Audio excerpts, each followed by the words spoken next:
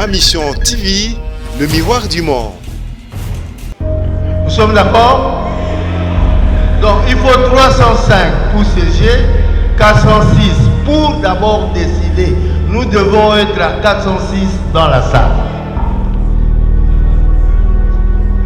Troisième alinéa, sans préjudice des dispositions de la Constitution ainsi que d'autres présents règlements intérieurs, les décisions du Congrès sont prises à la majorité absolue de membres les composants. C'est-à-dire, on a vérifié que nous sommes à 406 pour que la décision passe.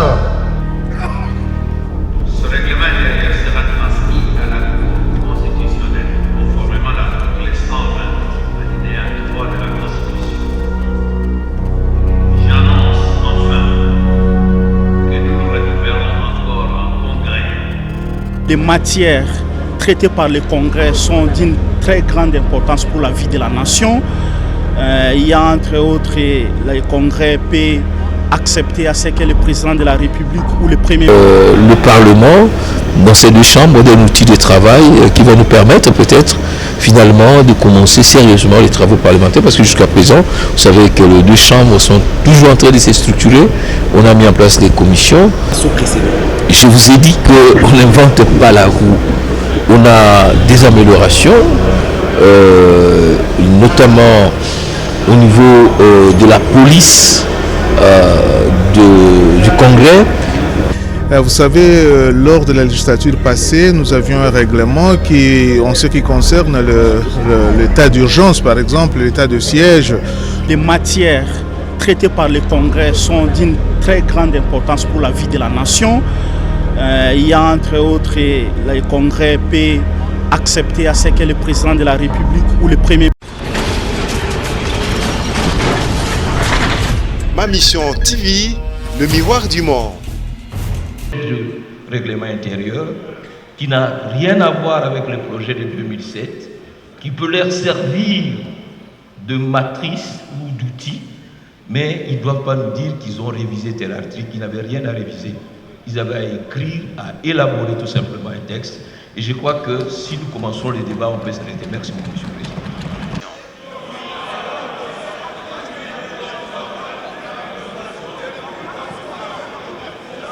La raison que, lorsque vous prenez les rapports, je suis au point 4.1, on vous dit le point 1 a été émendé par l'ajout au début de la disposition des termes l'élaboration.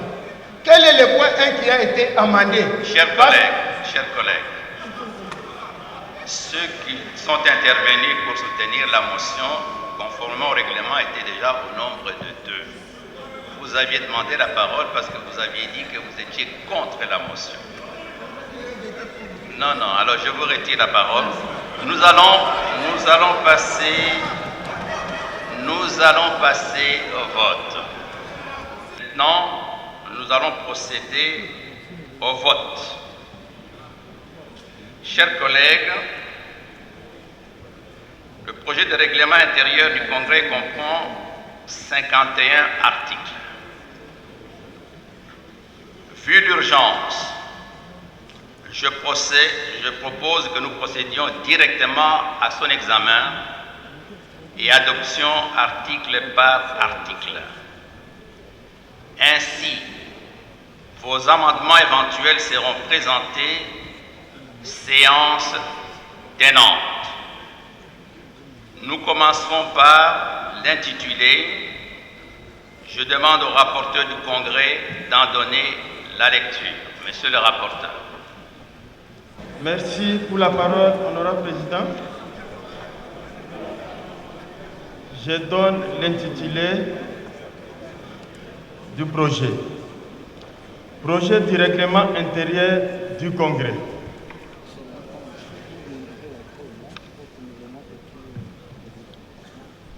Voilà, c'est ça. Chers collègues, y a-t-il d'amendement à cet intitulé? Nous allons l'adopter. Qui sont pour? Qui sont contre? Qui s'abstiennent?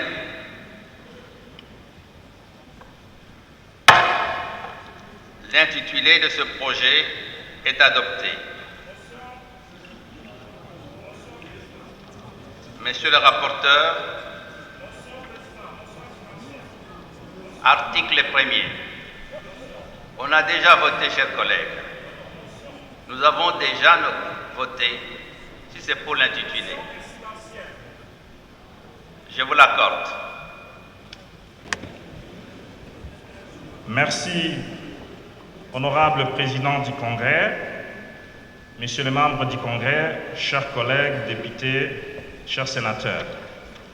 Vous avez reçu les textes qui nous ont été distribués, mais j'ai un constat, et j'estime que c'est un constat majeur. C'est que ce texte n'a pas d'économie générale, il n'y a pas d'exposé des motifs. Je ne sais pas si vous l'avez remarqué, ou c'est peut-être la copie que moi j'ai reçue. Parce que l'exposé des motifs nous permettrait de savoir quelle est l'opportunité de réviser ce texte.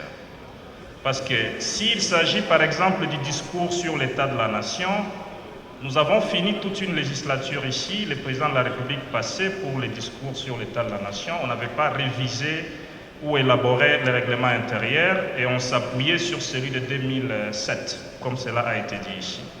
Et donc au-delà des raisons juridiques contenues à l'article 120 de la Constitution, je me suis posé la question, et là je tenais à intervenir dans le débat général, est-ce qu'il y a-t-il d'autres raisons, politiques peut-être, qui peuvent justifier un examen comme cela a été dit ici en procédure d'urgence.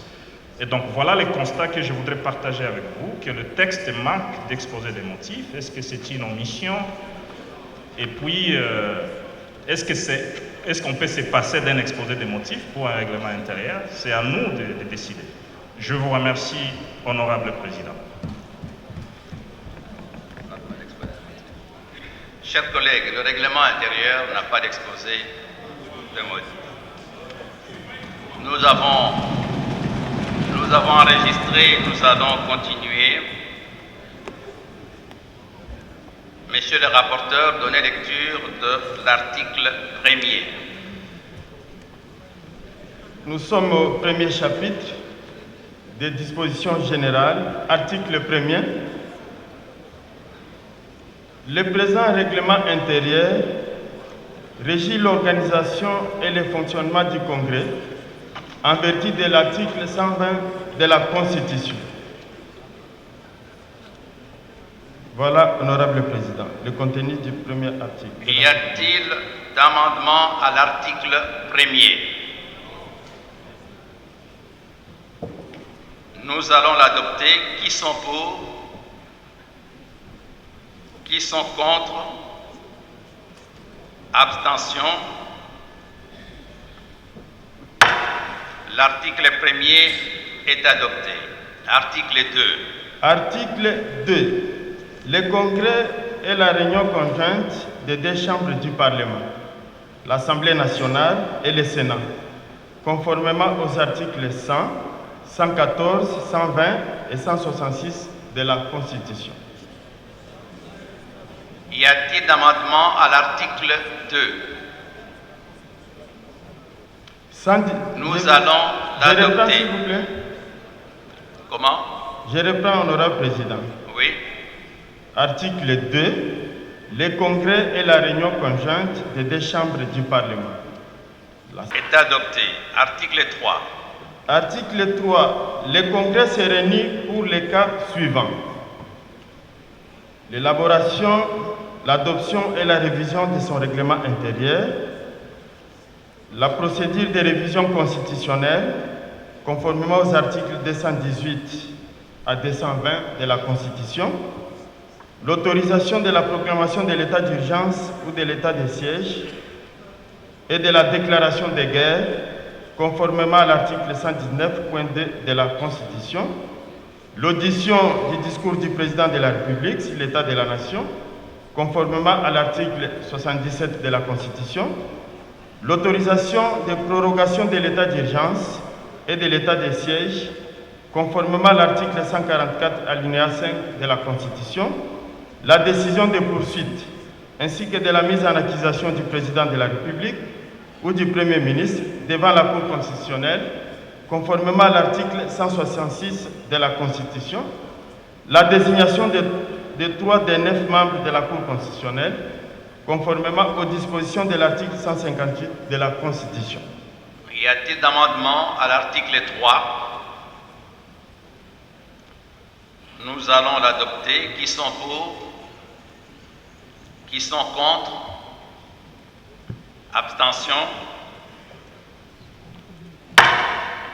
L'article 3 est adopté. Article... Président, je le présente simplement pour être conforme aux règlements intérieurs qui régissent respectivement l'Assemblée nationale et le Sénat.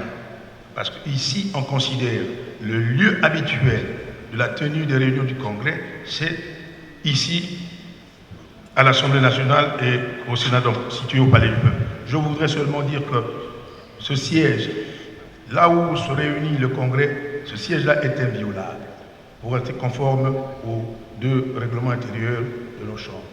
Merci. Bien noté. Nous allons l'adopter. Qui sont pour? Qui sont contre? L'article 4 est adopté. Les groupes parlementaires, donc les groupes provinciaux, qu'on fasse répéter ça ici. Et deuxièmement, Monsieur le Président, parce que j'ai demandé la parole depuis longtemps, j'ai un problème en termes de la numérotation des articles. Si vous lisez, nous avons commencé par l'article 1er. Après, c'est 2, 3, 4. Pour des raisons d'uniformisation, Monsieur le Président, de la numérotation des articles, ou bien nous disons article 1er, article 2e jusqu'à la fin, soit des nombres ordinaux, du début jusqu'à la fin, ou si nous optons pour les nombres cardinaux, qu'on commence de ça du début jusqu'à la fin. J'ai dit, Monsieur le Président. Merci. Merci.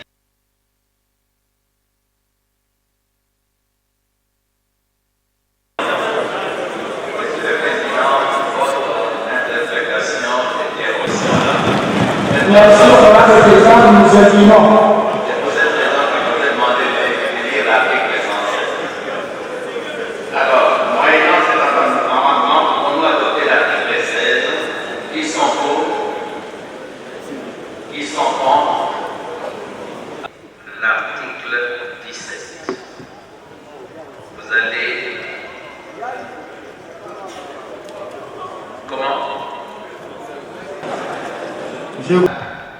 Très simple. Je vais mettre des chiffres à côté. Le Congrès est convoqué en séance plénière par son président. Il n'y a pas de problème. Nous sommes d'accord? Il ne siège valablement qu'à la majorité absolue de membres qui le composent. C'est 305. Concrètement, il faut 305 membres, députés et sénateurs pour siéger. Nous sommes d'accord? Il ne décide que lorsque les 2 tiers au moins de ces membres sont réunis. C'est 406. Nous sommes d'accord? Donc, il faut 305 pour siéger, 406 pour d'abord décider. Nous devons être à 406 dans la salle. 3e alinéa, sans préjudice des dispositions de la Constitution ainsi que d'autres présents règlements intérieurs, les décisions du Congrès sont prises à la majorité absolue de membres les composants. C'est-à-dire, on a vérifié que nous sommes à 406. Pour que la décision passe, il faut qu'elle soit votée par 305 membres du Congrès. Tout est clair, mais oui! Il faut 305 pour qu'on siège. Ça va? Nous devons nous retrouver à 406 pour décider. Alors, la décision, pour qu'elle soit valable, il faut qu'elle soit votée par 305. Suivez notre collègue. Voilà, c'est tout. Suivez notre collègue. Deuxième intervenant pour la motion. Honorable Président, j'ai appuyé la motion. En tout cas, ceux qui n'ont pas compris, Je suis sûr qu'ils ont échoué brillamment en mathématiques dans leur cas. Merci beaucoup, honorable Kimouta. Honorable Nawel.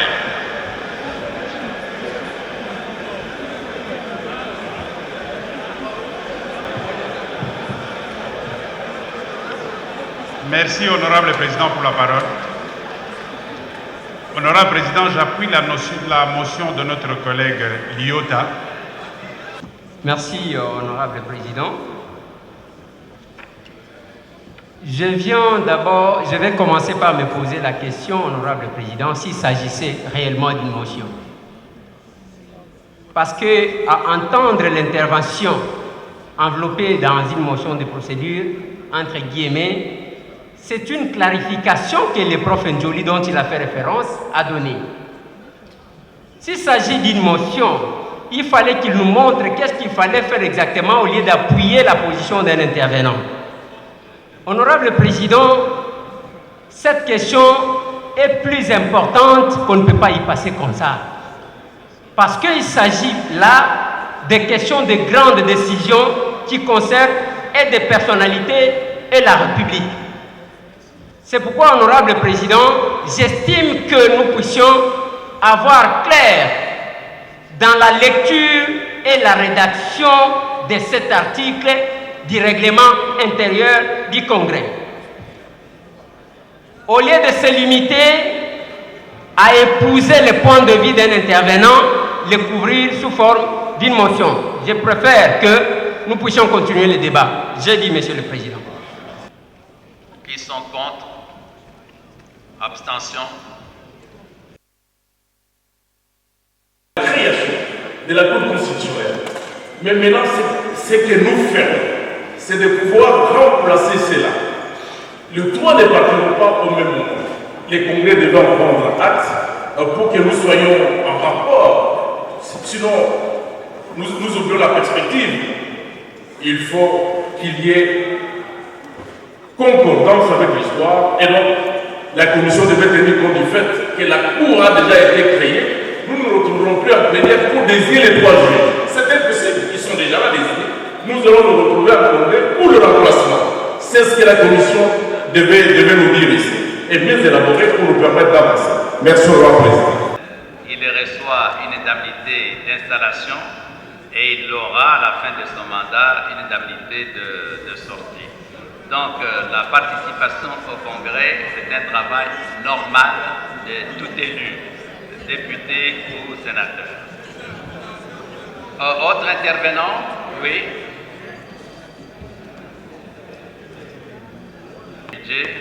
À l'époque, il va peut-être donner une réponse directe à notre collègue.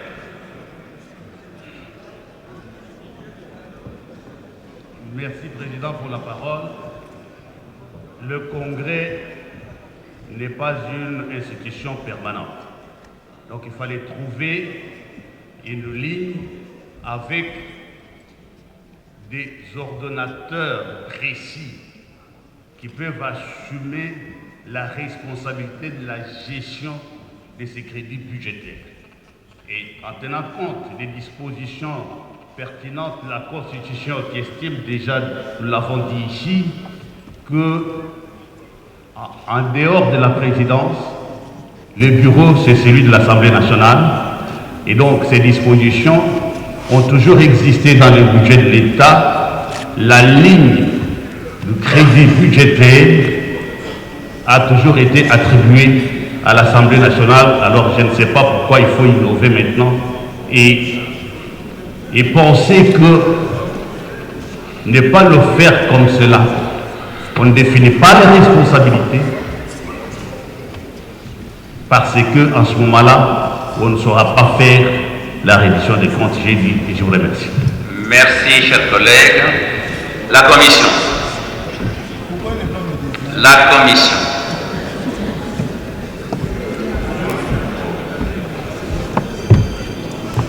Merci, Honorable Président. La Commission pense que cet article devait être maintenu tel qu'il est, dans la mesure où, pour le premier, le Congrès n'est pas une troisième chambre. Donc, ça, c'est pour celui qui a proposé que l'on les congressistes, mais aussi pour les raisons qu'on a évoquées tout à l'heure, le bureau du Congrès, c'est le bureau de l'Assemblée nationale, président des deux chambres. Donc il n'y a pas d'inquiétude à ces stades-là.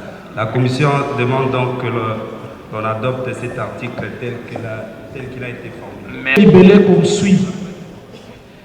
Il est publié au journal officiel et il en est de même de toutes les modifications ultérieures. Cela étant, pouvons-nous procéder au vote de l'article 50? Qui sont pour? Qui sont contre? Abstention? L'article 50 est adopté. Visez l'adoption de tous les articles. Au nom de l'Assemblée plénière, je félicite les membres du bureau de la commission spéciale et je leur demande de regagner leur siège au sein de l'hémicycle afin de prendre part au vote.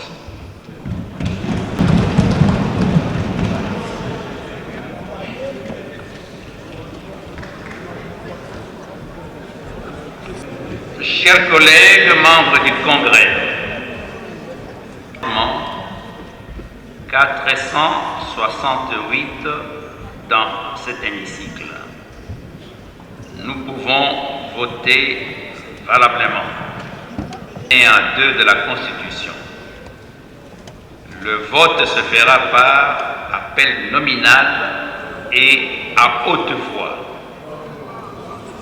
Vous avez le choix entre oui, non et abstention.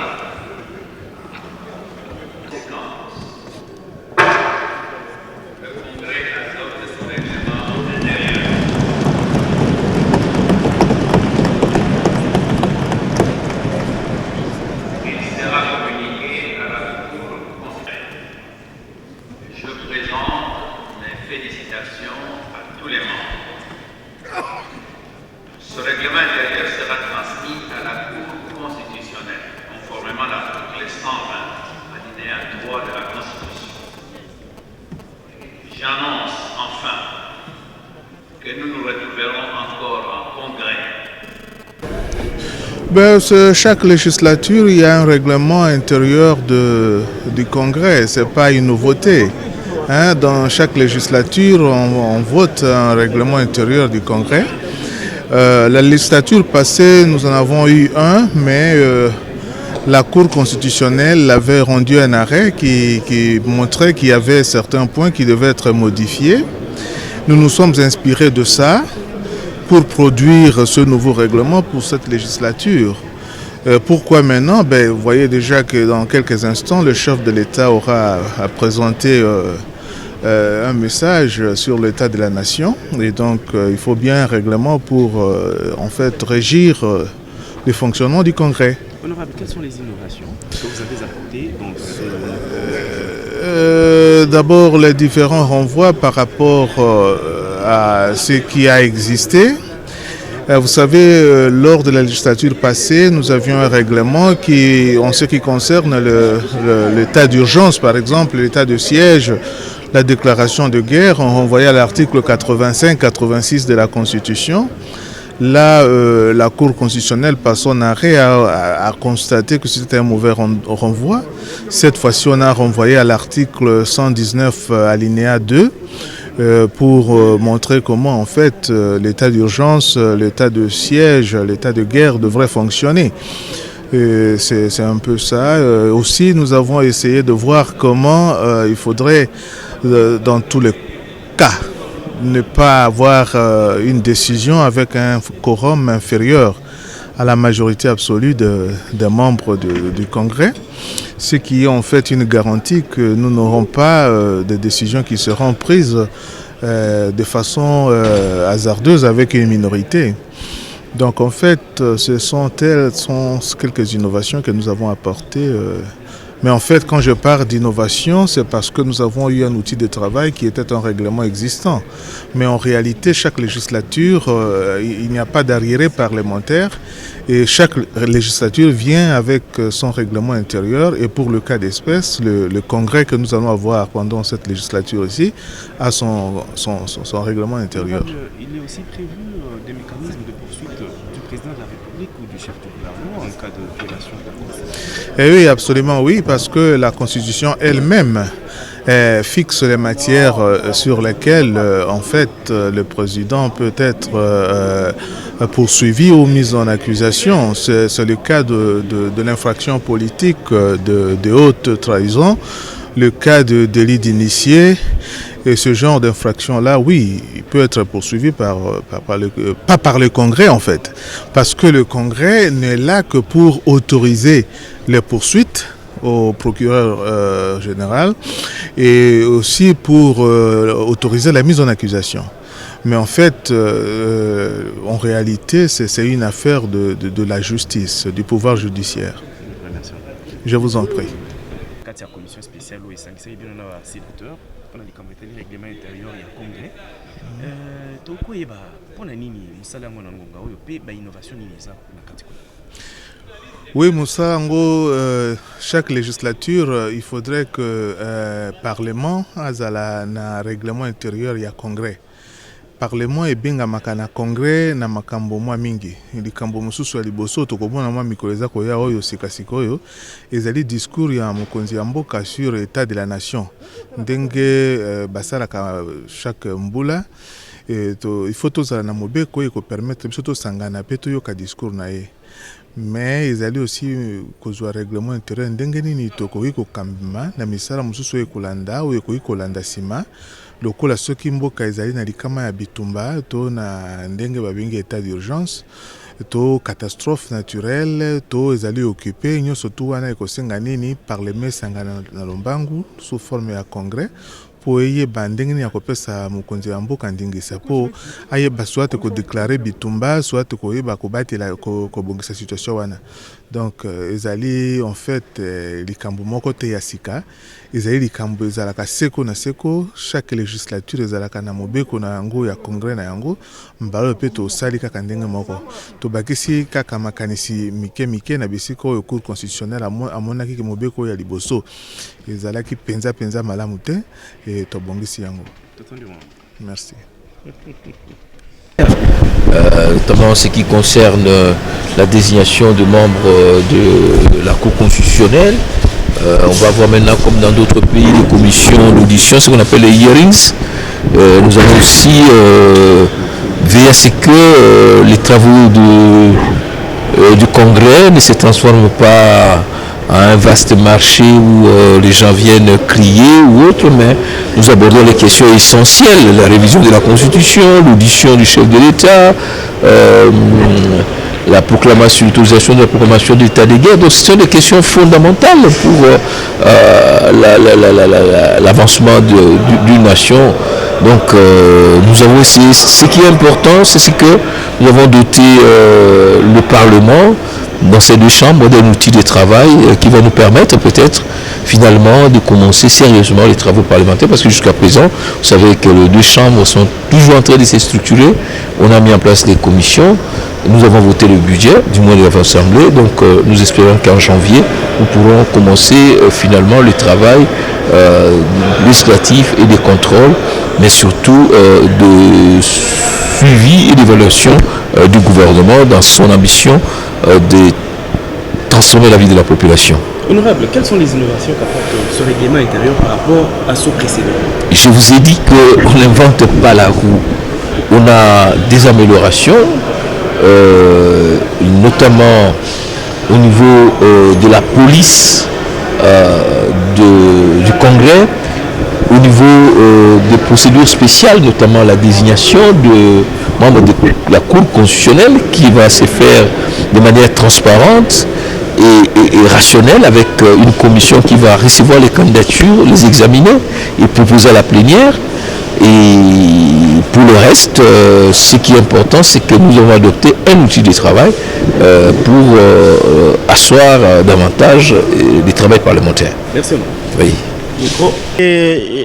Ma motion demandait à ce que nous puissions examiner les règlements intérieurs du Congrès article par article, parce que les matières traitées par le Congrès sont d'une très grande importance pour la vie de la nation. Il y a entre autres, le Congrès peut accepter à ce que le président de la République ou le Premier ministre soit poursuivi par la justice s'il est accusé de la haute trahison.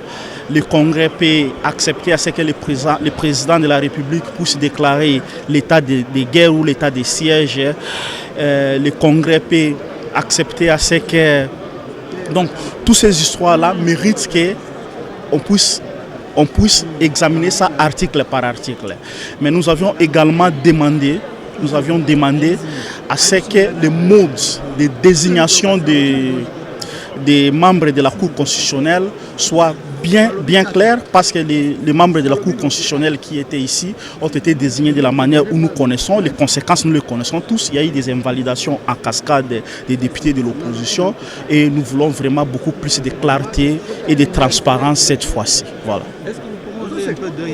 La motion d'ordre demandait à ce que nous puissions examiner les articles, plutôt les règlements intérieurs du Congrès, article par article, vu l'importance du Congrès, vu l'importance des matières à traiter au Congrès. On ne peut pas voter comme ça les règlements intérieurs. C'est pour ça que nous avons demandé d'évaluer article. On peut changer? Non, ils sont mal à l'aise ici.